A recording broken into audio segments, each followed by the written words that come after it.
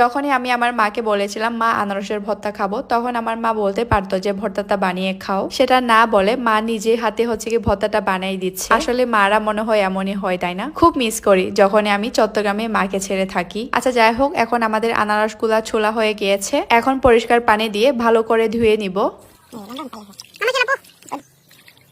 আনারসটা ধুয়ে একটু পানি ঝরতে দিয়েছি। সে ফাঁকে পুড়ে রাখা শুকনা মরিচ আর লবণ দিয়ে মরিচটাকে ভালো করে বেটে নিচ্ছি।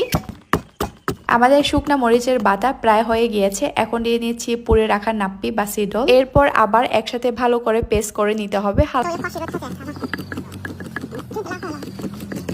তো আমাদের মরিচ আর সিদলটা একসাথে পেস্ট করা হয়ে গিয়েছে। এখন আমরা পরিষ্কার করে ধুয়ে রাখা আনারসগুলোকে কুচি কুচি করে কেটে নিব।